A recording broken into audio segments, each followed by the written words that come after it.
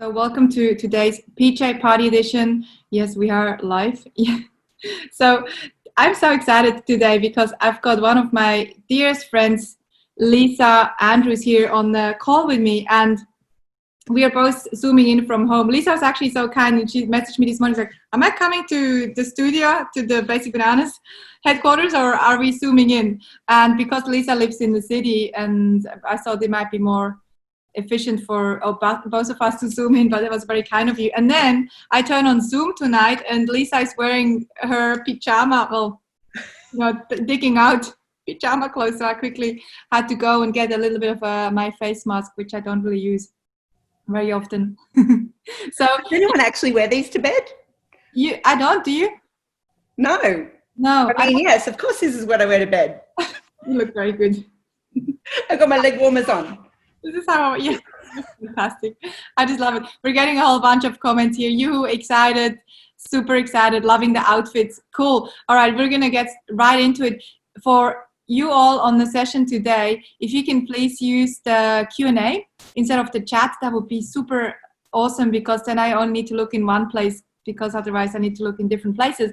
And so what we'll do right now is I'll tell you a little bit more about Lisa actually, and she can tell us a little bit more about her journey. And then I'm just super happy to have Lisa here, because she's probably one of the smartest women I know. And I know a lot of smart women. She's right in the top 5% of smartness, and also just involved in so many amazing projects. Every time we hang out, I walk away with just this even bigger vision and new ideas, and we've collaborated on different projects, and so I'm really excited to have her here. So what we'll do is I'll have a few questions for Lisa to discuss, and for me this session tonight is as exciting as it is hopefully for you, because I'm really curious about what we're going to discuss. And then also, if you want to ask any questions for Lisa, you're welcome to drop them into the Q&A. And we definitely have a little bit of time to answer any other questions. So I've already told you about Lisa. She's amazing. Lisa runs a few companies and also is the co-CEO of Singularity University, and just is involved in a lot of startups and investing in really good startup companies that are changing the world. So Lisa, without further ado, I'm speechless, because you're just amazing and I love having you here. Do you want to share a little bit more, anything that I forgot? I think that'll come out as we go along. I guess I'm a CFO by trade, but I don't usually lead with, hey, I've got accounting training, because I've been in marketing as well, and now technologies of the future. So with Singularity University, I totally love, because it's all the latest technologies that are going to impact us in the next 10 years and all of our lives. Yeah, and always whenever I come and hang out with you guys at Singularity University, when we do a session, or even on the judging panel, I'm always completely blown away by the talent that you guys attract, of people that are running super impactful businesses. So really grateful for the work that you do there. Now, the first thing I wanted to quickly talk to you about is you often talk a little bit about an abundant mindset. And of course, today we have a lot of business owners on the call, because normally that's who comes to Basic Bananas. What is an abundance mindset, and why is it so important? Yeah, it's even more important and relevant now with everything we're experiencing as a pandemic. And the word abundance gets thrown around a lot, and the opposite is scarcity. So if you think scarcity versus abundance, we like to talk about how the brain has evolved over thousands of years. And the way that we have evolved is around scarcity. It's, where's my next meal coming from? Am I going to get eaten by a tiger? How do I stay alive? And it's only been recent times that we've had a lot more abundance, where we've got food, we've got seasonal food all year round now. And so if you actually think about it that way, we've got more food abundance than kings and queens had 200 years ago. And as we've evolved, and you think about scarcity, it's kind of, we went back to a scarcity mindset. We had January bushfires, we had February floods, and then March was the great toilet paper panic, where everyone started being scarcity again, of I'm going to run out of supplies. And so abundance to me in a mindset is kind of like we're in a state where you could think 6 months out. where's my next holiday, and am I going to make any career move changes? What are we going to do in business and planning and strategy? And we took that for granted. And so an abundance mindset and the comfort that we've actually had over the last so many years, or even 6 months ago, we had an abundance mindset in business. And now we've gone back to that scarcity mindset, and we've had to move and adapt to change really quickly. Yeah, and you can definitely see with the businesses that are coming back to abundance, they are often the ones that are finding the solutions, whereas the businesses that we work with and that you see also that are a little bit more stuck in scarcity are often the ones that can't move past what's going on, and rather than working on the business and figuring out how to go to the next level, no matter what's happening in the world, are obviously it makes a huge difference in terms of how you think. Yeah, so I'm going to be super nerdy and talk about it in terms of abundance versus scarcity, but it's also linear versus exponential. Yeah. So if you think linear and the mathematical formula, everyone talks about exponential. And so we talk about exponential technologies, and SingularityU, it's about nanotechnology, bionics, robotics, AI, VR, AR, network sensors, and they're all exponential technologies. And the theory around that is a mathematical formula. So 2, 4, 8, 16, 32 is an exponential step. Yeah. And everyone saw it with the curve of COVID. It was, the cases were doubling every day. And I thought, we're never going to have to explain what exponential means anymore, because everyone understands the doubling effect. And if you think about linear steps, so 30 linear steps will get you 30 meters across the room, and 30 exponential steps is a guess at the moment, unless you've got a calculator. But if you were to try and guess 30 exponential steps, the different mindset that's required for that is quite significant, because it would actually get you 26 times around the earth. Yes, I remember. 30 exponential steps. Yeah. Yeah. I love that thinking, because the same applies also when you look at, obviously a lot of the work that we do here is on marketing and branding, and you can look at some strategies that are exponential. So some marketing that you use that is exponential in terms of how far it can get you, and then there is stuff that you can do that is more linear.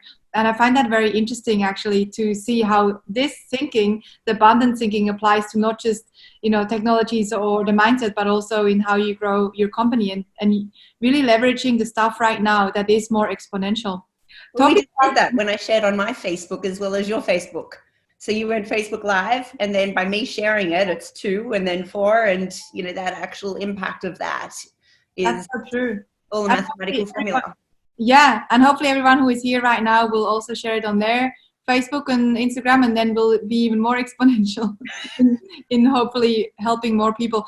Quickly talking about technologies, what are some of the technologies that you are seeing that you believe are really going to impact our lives and businesses?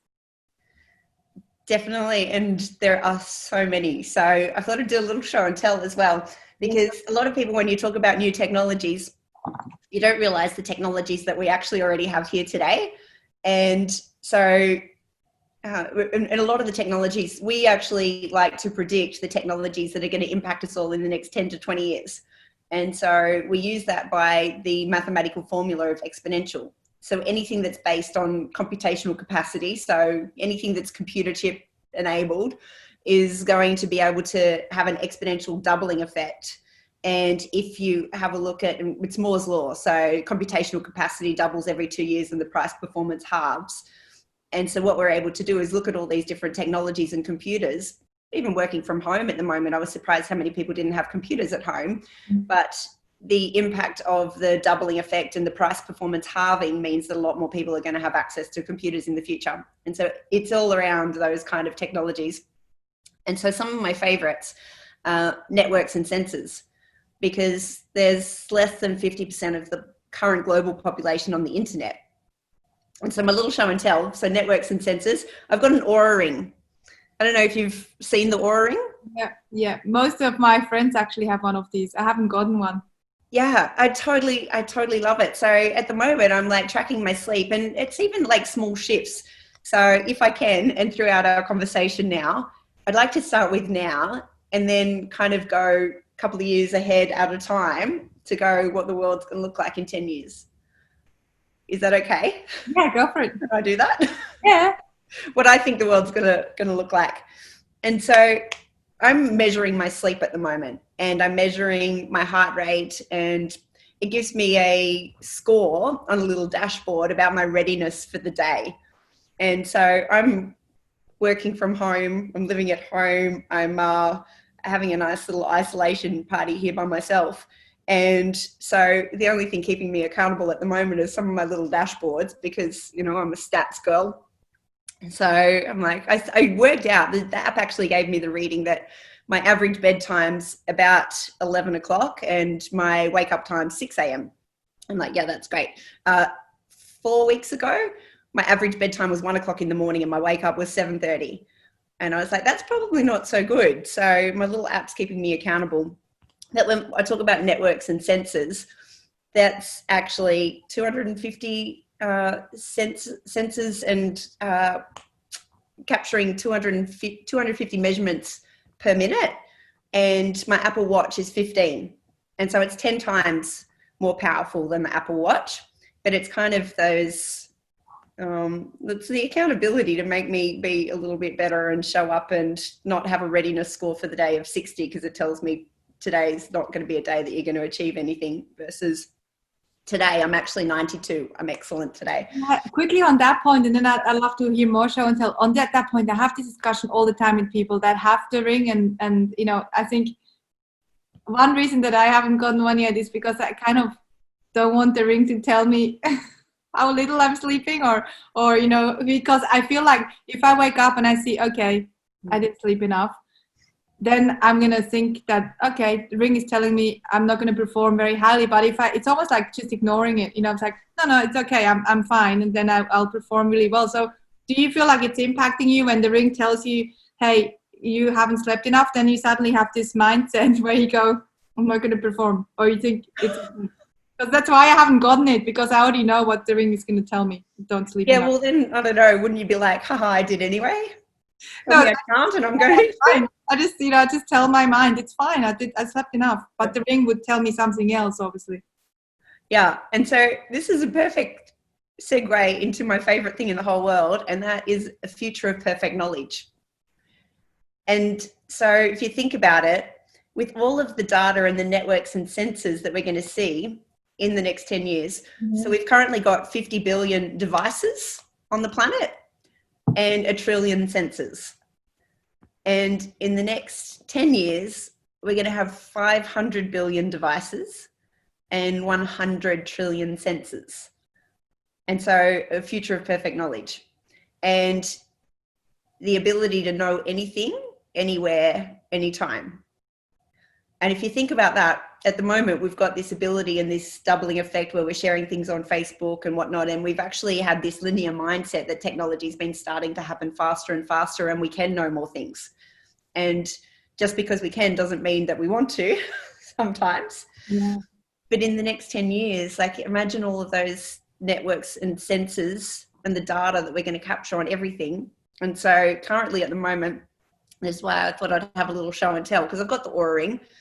I've got a Colgate toothbrush that tells me if I've missed a spot. It actually it's electric toothbrush, and it gamifies it for kids as well. But even when the battery dies, it still does offline mode, and it tells me the time that I brush my teeth every day, and 97% accuracy because I might have been in a rush, and all of these other things that we're actually capturing at the moment that it's going to be more and more of. It's kind of a bit of a novelty now, but I think in the future we're going to be able to know everything. Yeah. And what do you think is the impact? So I agree. I can see, more and more we're tracking everything, and, what we eat and what we don't eat, and sleep and toothbrushing even.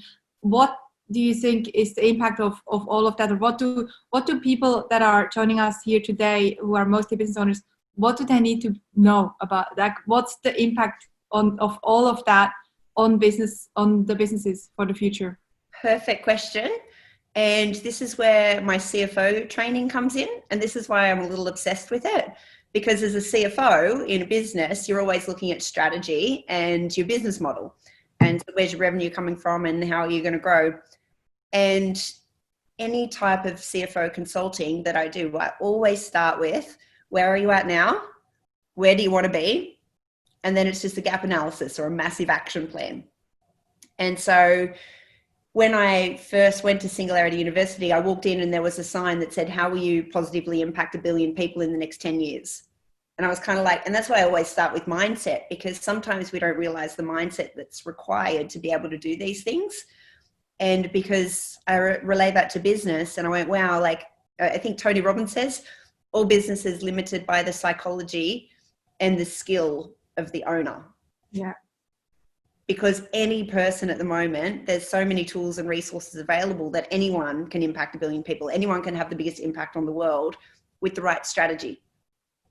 And so for me, strategy and all of this information and this data and tools and technology is, how do we actually know the road ahead of all these things that are coming, because they are going to impact every business, every individual, every person's lives in the next 10 years.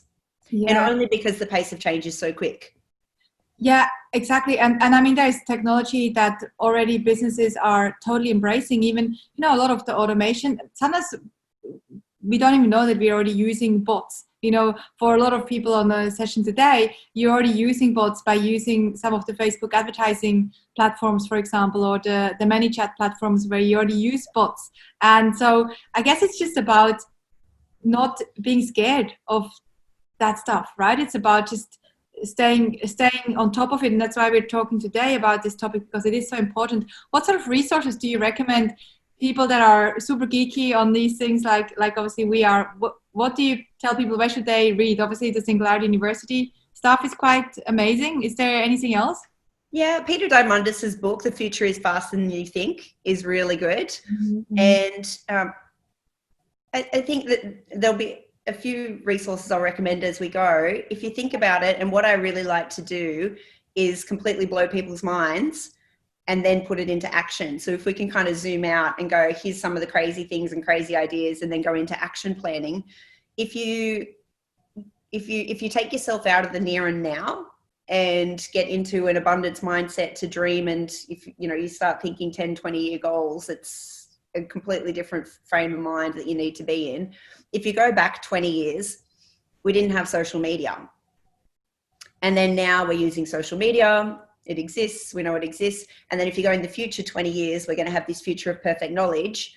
And we're going to get there along the way, and we're going to be tactical and use whatever strategy we have at hand along the way. But if you can kind of keep in mind that there are going to be things coming that we don't know are coming, we don't know they exist yet, we get a little bit comfortable going, oh, we've had, Google only started being really popular in the mid 2000s. Mm. And so, we didn't have that then. There's going to be more tools and resources. So as a business, you kind of need to be agile and tune in to these sources of information to kind of always know that road ahead, if that makes sense. Yeah, that does make sense. And I can see, how some businesses are just embracing that change. And again, it comes back to that abundance where you just embrace it and you're like, okay, let's try. And now today you hear Lisa talk about different technologies, and some of them you might go, I'm going to try this, or it might sparkle a little idea of what you can do in your business also. One thing I'd love to talk to you about is, this is something that you and I always connect on, and we're both probably in business for that reason, the reason and that mission, and that is that we both want to leverage entrepreneurship to make an impact. And we've had the honor to work together on various projects. Last year we were in New York at the United Nations for a summit where we got to look at how we can use entrepreneurship to make an impact. And so and you're so involved in this space, and I'd love to know from you and hear from you a little bit more about how can business owners make more of an impact? How can we use entrepreneurship more to solve some of the world's grandest challenges? I'll start with a question around what's happening in 2020. And do you think that people are going to just sit back and not speak up when they feel that something wrong's going on? And I feel like with Black Lives Matter and some of the other things that have been happening this year, and whilst it's not always the best way or approach, and you might not always agree with the strategies that are taken, I think as humans, we've started saying, I'm not going to stand for something I don't believe in. And if I hear about something that's wrong in the world, I'm going to stand up for it. And we're seeing it more and more now where people are speaking with their wallets. And so there's so many different avenues that's happening. I know last year it was the Adidas put out their Futurecraft Loop shoe. They said originally they're going to do 11 million pairs of shoes, make 11 million pairs of shoes from the great ocean plastic. And then they came out, and one of the dirtiest industries is fashion because of the amount of stuff that goes into landfill every day. And they said, okay, well, we're going to make a recyclable shoe. And one of the challenges with recycling a shoe is that it's got laces and it's got different parts and materials. So the human intervention or human labor was a lot to actually recycle a shoe.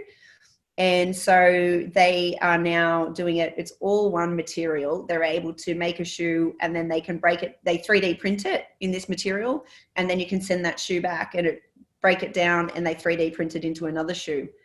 And so I think this is, and when we talk about making an impact, when you're in business, you always know you want to be aligned with your values. And we talk about this all the time. And I know that you do so much work with businesses and purpose and their mission and why they exist and their values and what they stand for. It's not going to be accepted that you don't have good values in the future, because everyone's at home, everyone can research, everyone can see what's actually happening. And when they're in that state, if it's a choice to buy your product or service versus someone else's, and you're doing something better or you're doing something good in the world, or you care and you stand for making a difference, then you're going to be a lot more successful.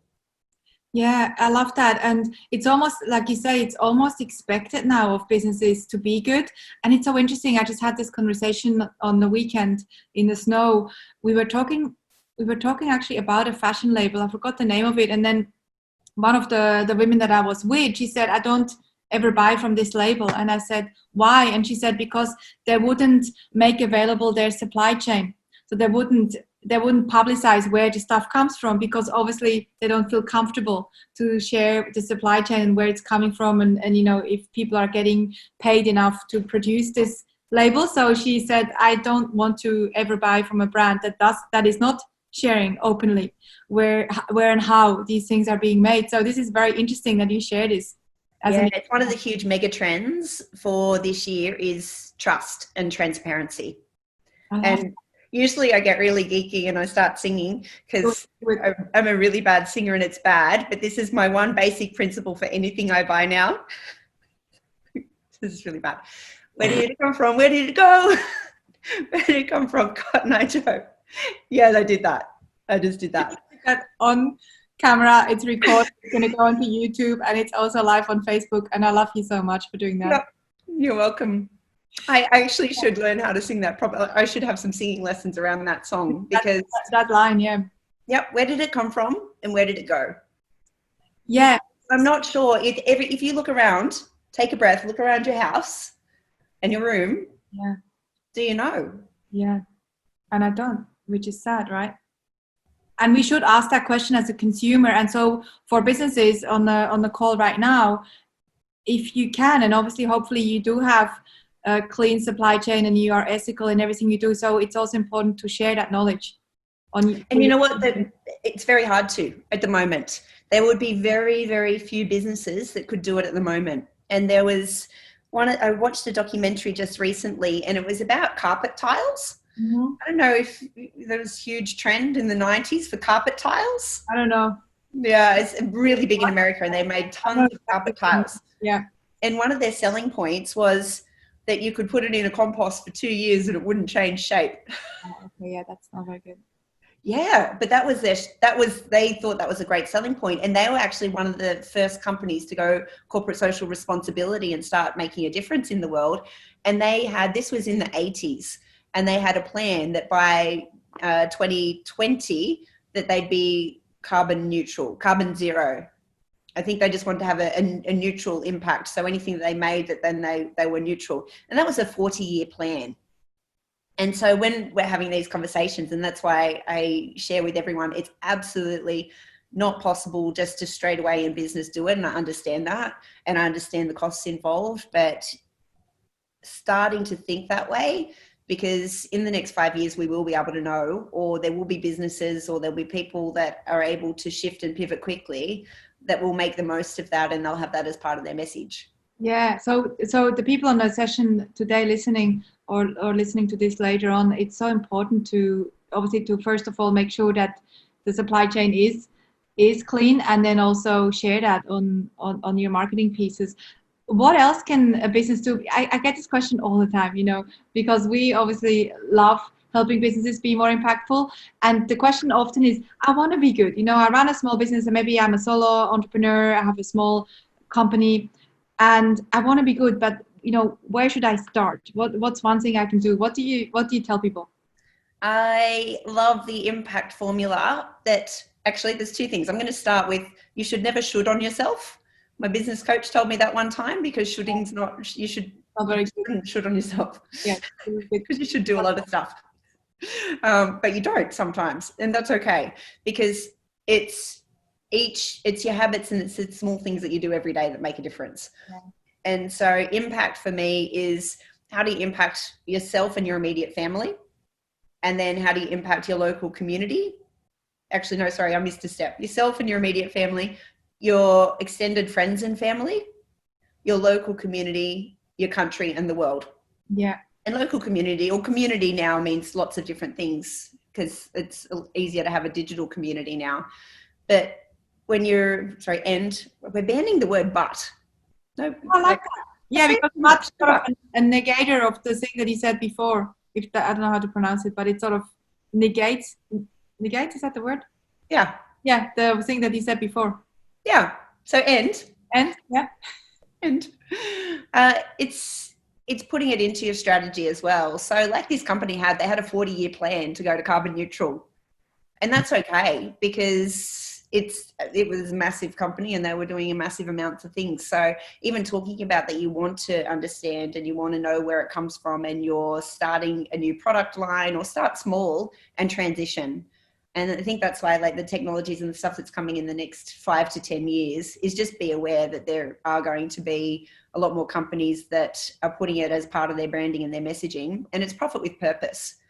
And sometimes everyone thinks it's got to be profit or purpose. And I've noticed, like, in the last few years, researching a lot more, even philanthropic funds and the funds out there that want to invest in purpose, they haven't seen that it actually is the same thing now. And so, it's putting a transition plan in place, understanding it's coming. And then I love the Sustainable Development Goals as well. And we talk about the global grand challenges, and the world's always going to have problems. And so we've split them into resource needs, societal needs, and it's water, space, environment, and there's 12 of them. And I always think, and this is why I love business as well, because we've got the ability to pivot and move quickly. If you think of the Earth as a spaceship, and we're traveling through the universe on this spaceship, and we have all the resources that we need on board, we just need to work together. And so I love the global grand challenges, because of my CFO thing, it's like, we're always going to have problems. So that's our North Star, is working on the world's biggest problems, because the world's biggest problems are the world's biggest business opportunities. And then the Sustainable Development Goals are like milestones. It's like, here's your goals, here's the sub goals, and how you can contribute to some of the world's biggest problems.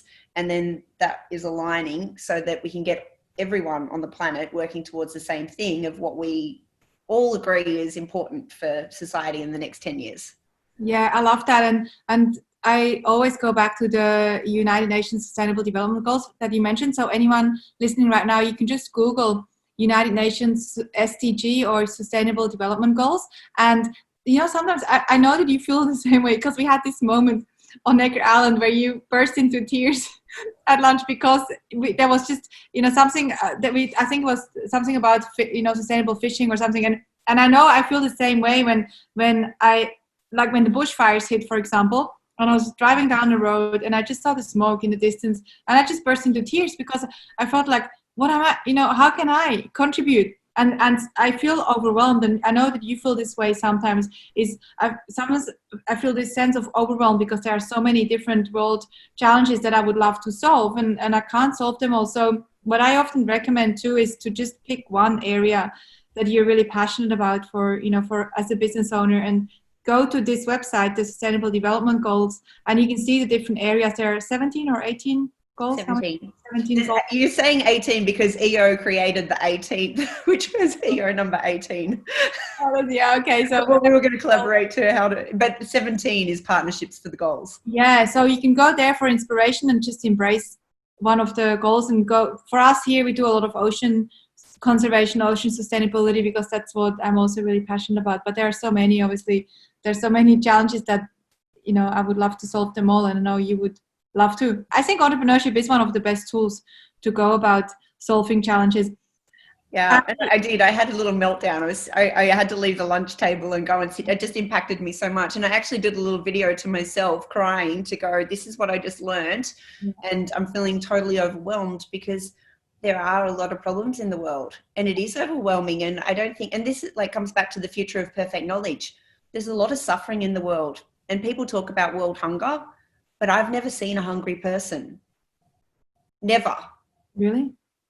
Not you're like, really, I haven't had lunch. No, not like that, but actual someone who is dying of starvation. Yeah. I have not seen anyone physically with my own eyes dying of starvation, and that would break my heart. And there was a picture that was taken and it won a lot of awards. This was 20 years ago.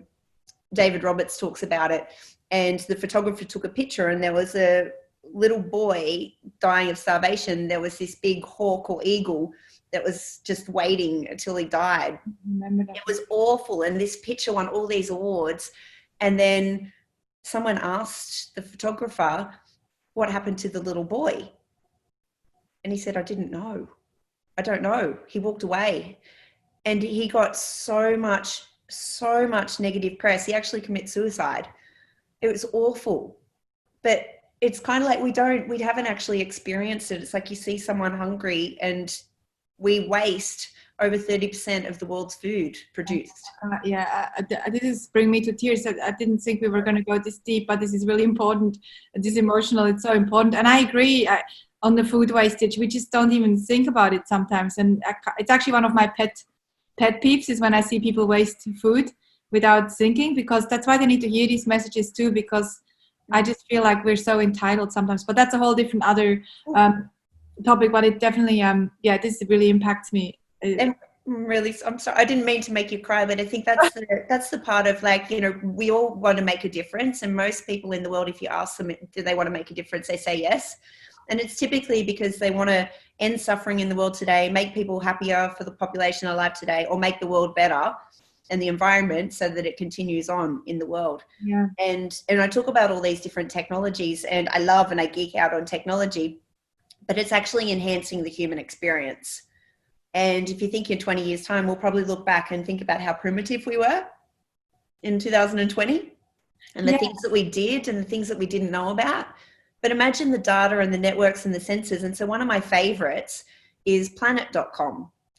And planet.com are circulating 150 satellites per day that you can, or over 150, you can log in and you can develop on their platform down to a 75 centimeter resolution of the Earth. And so I had this conversation and I was like, oh, how many trees are there on the Earth? There used to be 7 trillion. We currently have 3 trillion.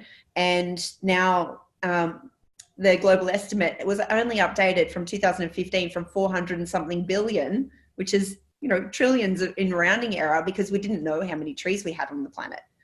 And then now there's these new businesses that are actually doing drones planting trees. And so they're dropping seeds. And so this is kind of, and if I can help prepare businesses to think about what technologies are coming, because it will impact your life, and we're going to have a future of perfect knowledge.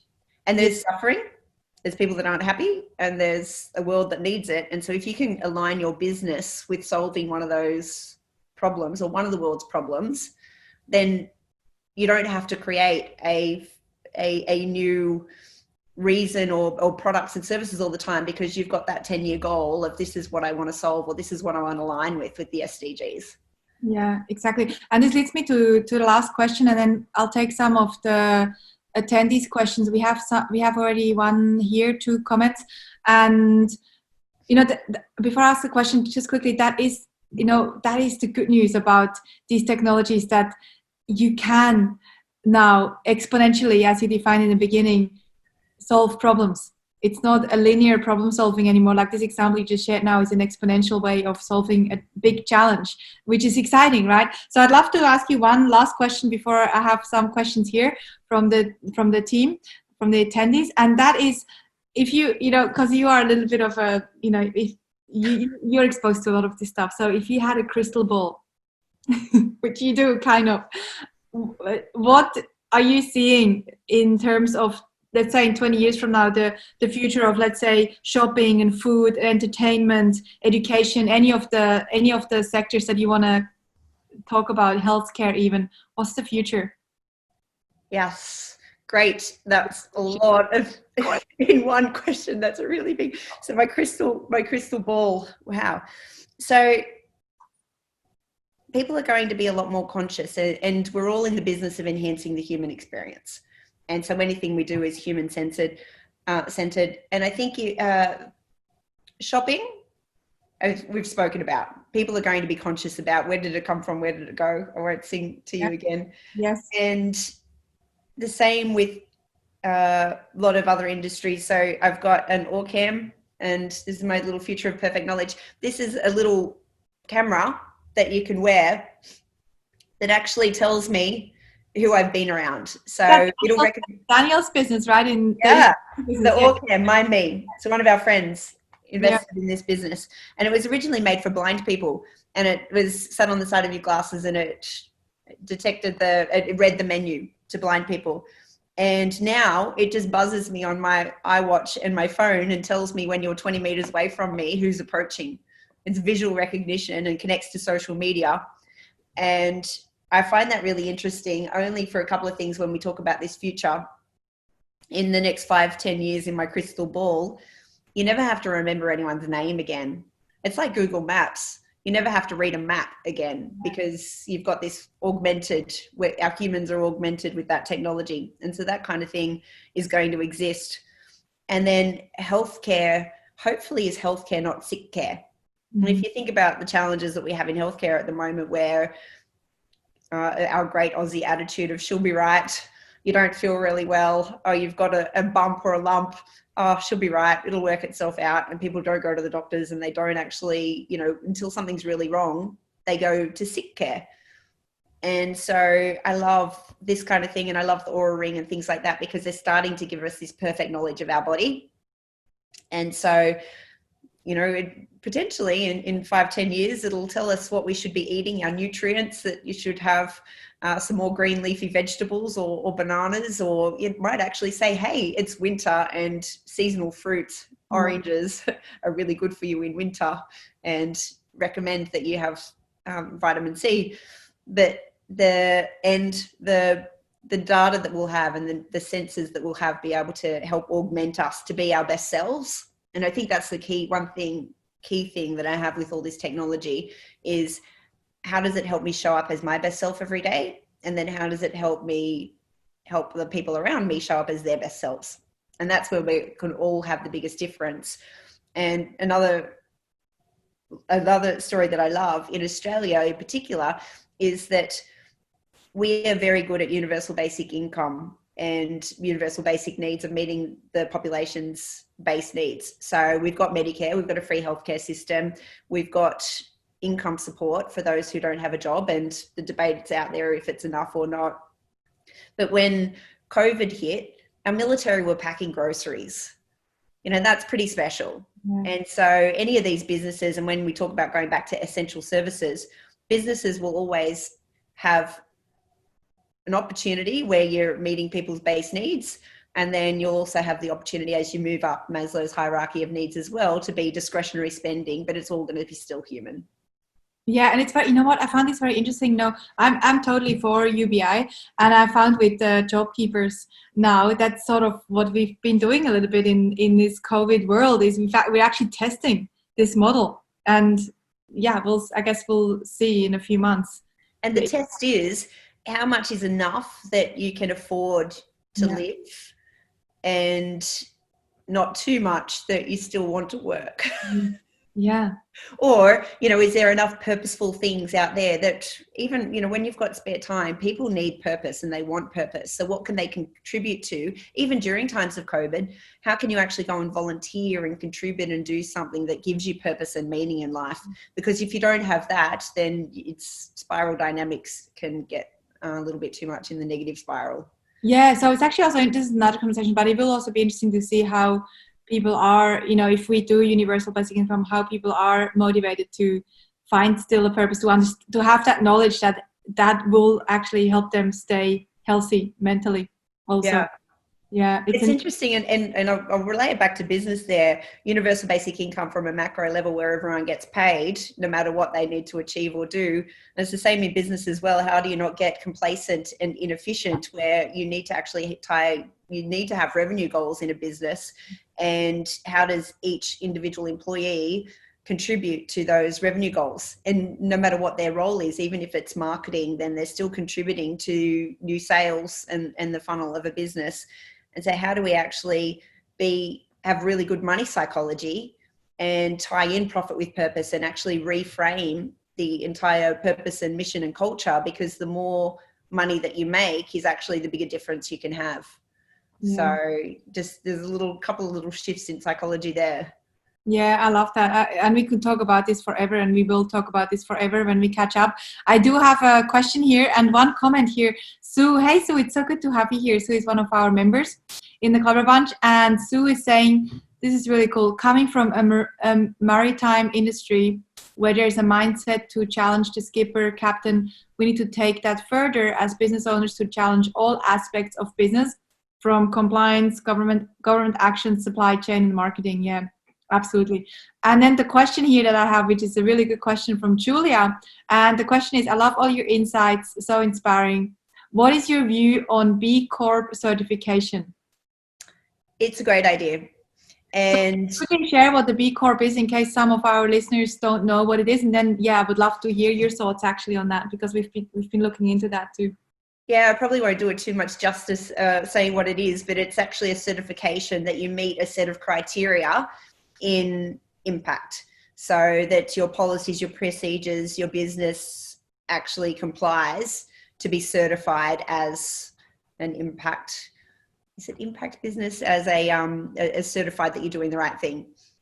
Did you say you're going through the process, or you're looking at it at the moment? Yeah, we were looking into it. It's quite a process. So we're just thinking about getting either a consultant or doing it ourselves. You can do it yourself too. I started filling in the form as well. So I think that's what is my view. It's worth it. And it's something that will it'll give you the quality tick. It'll actually help with the transparency and the trust of your customers and your clients. I think we will get to a point in the next 5 years that it won't be optional. And you see this with the bigger clients as well. So once you get, even some of the larger corporates that I used to work with in the engineering business I had, was they expected we had to have ISO certification for quality, or they wouldn't do business with us. And we had to have a statement. So tenders and large corporates will start to expect it. And if you don't have it, you may not get that work in the future. And so if you start going through the process now, it's definitely worthwhile. Yeah, absolutely. And also with some certifications are not the B Corp one, but there are some certifications that are sort of like, they don't really make you have much change. But with B Corp, you actually do have to show, and you go through the process of being more sustainable. So that's the good thing about them. It's not just a tick. Some things are just like ticks. Yeah, I bought some trees and now I'm going to keep wasting, polluting the environment. So it's not that. It's actually, you do go through all the ways to be more sustainable with your business. One of the things, technologies that I'm going to love in the future, so it won't be a manual process anymore. It'll be visual recognition. So imagine on your phone taking a photo of an apple that you're about to eat, and it will visually recognize that apple, and it will tell you the tree it was grown on and the process it's actually been on and how long it's been sitting in storage to get to your hand and into your mouth. And so when we talk about this future of perfect knowledge, you can actually now, another one I love, you can take a photo of a cake and the nanotechnology and the actual megapixels in your camera is able to determine the structure and the way that it was formed to create that cake and give you the recipe for it. Oh, what, really? But then that's maybe for some of the master chefs, that's a little bit of a shame. It's like, well, that's my secret recipe. Well, it's just a molecular structure. They've actually got whiskey now that they've been able to 3D print and recreate the molecular structure to taste the same as 50-year-old whiskey. That's so interesting. Because it's just a molecular structure. So this, ability that we're going to have in with our phone is going to be important. That I can see that coming. The same with the meat industry, how there's now some vegetarian food that is or meat that is grown in not from an animal, but it's actually factory grown meat that tastes. And so it's cellular biology. They're actually able to take the cells from a cow and then put it into a device that actually stretches it and makes it into muscle, but it's just stem cells essentially that creates a steak. Yeah, so the animals don't have to be suffering anymore in the little cages. Yep. They're 3D printing organs, all sorts of things. Yeah, exactly. I'll see if anyone else has a question here. So if anyone else would love to ask Lisa anything else on future technologies, innovations, anything you would love to ask, you can pop it now in the Q&A. And if not, then we're going to wrap up in the next few minutes. And maybe if anyone wants to ask, you can do that right now. And if not, is there anything else that you would love to share, Lisa, that I didn't ask you? Well, there's always so much that I'd love to share. For me, it's about, I think it's profit with purpose, but it's being purposeful.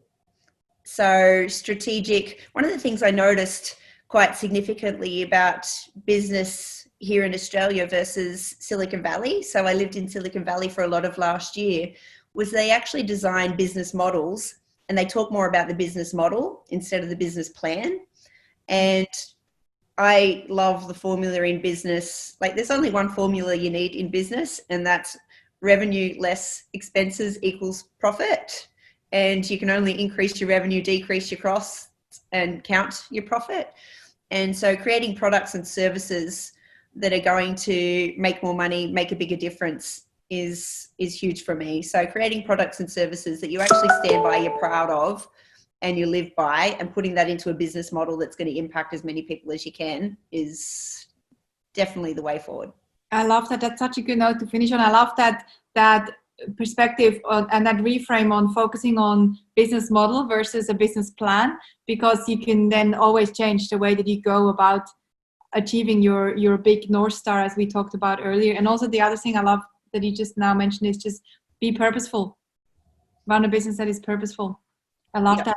And we're getting a whole bunch of thank yous here. Thank you so much. Thank you so much. Incredible discussion. Enjoyed every bit. The future is now.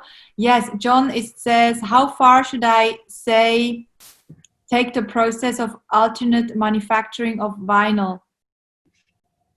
I don't know if I understand that. Sorry, Stephen. John, can you elaborate?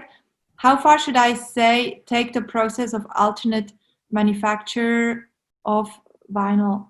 Of vinyl. So I was talking about the carbon squares and vinyl. One of the things I love, manufacturing and complete supply chains will change. And if you think about it now with the flights and the supply chains that are shifting, and even just the worldwide politics, we're seeing a lot more distribution and talk about local manufacturing. And one of my favorite things is around 3D printing. And so I believe in the next 10 years, it will be 3D printing most things in our local areas of what we need. You can currently 3D print with over 250 materials. And so when we're looking at these materials, it's choosing the type of material. So like we were talking about Adidas, it's, what breaks down and then what comes back up again. So if you're talking about vinyl, I'm looking at substitute products that you are going to be able to have more access to in the future. And so 3D printing, I've got a little 3D version of myself, which is super funny. I went into this booth with all these cameras and it actually took a digital image of me and 3D printed me, which was super cool. And so I'm not sure, particularly in manufacturing and vinyl and what you meant there, John, but rethinking supply chains and where they might be in the next 5 to 10 years, and overlaying the convergence of different technologies that are going to exist, like 3D printing, like supply chain management through different materials, is going to be a good sort of risk mitigation plan to think into the future. Yeah, I think you pretty much answered that question also, how to get access to more sustainable materials, which you pretty much just answered right now. And I'm getting a whole bunch of comments here. Great session. More, please. Thank you so much. Thank you all. And where can people find out more, or where can they connect with you? LinkedIn, Facebook, LinkedIn is probably the best. Where do you want them to hang out? Yeah, you can check out all of our programs and workshops we run are on SingularityUAustralia.com on the website. But then LinkedIn, I typically share things that I'm doing and running a lot of different sessions, and hopefully people can join me in. I also go live every Friday morning on Facebook from 9 till 10 o'clock and talk about technologies of the future. So please check me out on Facebook as well. Perfect. I love that. And we're getting a ton more thank yous here. You're beautiful humans, humanitarians and visionaries. Thank you. Oh, that's so kind. This was so much fun, Lisa. I knew that I would love this. I've scribbled a whole bunch of drawings and notes here. And, you know, for me, it comes back again to this whole concept. And you talked about it with your impact formula of creating ripple effects, where you know, drop a little pebble and you impact yourself with these technologies, you know, become a better human and be optimized, you know, an optimized human, so that you can be your best version to impact your families, your communities, your state, your country, the whole world. And I love that I think it's about being purposeful and putting in the effort to be a good citizen. We're getting here one more mention. Peter says, thanks for getting us thinking of the next 10 years just as much as the next 5 days this week. Yeah, absolutely. And talking about the next 5 days, we've got a Clever Bunch group starting this Thursday. You all probably know, I've sent you a message today. So if you want to be a part of it, just email us. You can reply to the email. And otherwise, thank you all for joining me. And a huge thanks again to you, Lisa, and especially for all the work you're doing. I always love talking to you. It's always super. Oh, thank you so much. Likewise. I love what you do. Very much appreciate being here. Thank you, everyone else, for your great questions. Awesome. Thank you. Thanks so much. And see you next time. See you in a week again, team. I believe we have maybe, I don't know what we have actually next week. You maybe check back on the PJ page, basicanalysis.com/PJ. There we have the next dates already mentioned. Tristan is going to be also one of our guests. Tristan is a dear friend of both Lisa and I, and he's going to be amazing too. So thanks again. Thank you, guys. I'm going to hang up now, and I love you guys being so purposeful. Bye. Bye. See you. Thanks for being so sleepy with me. I'm like, do people use these things? Do they work? Let's see if it works. I'm going to see if I can hang up.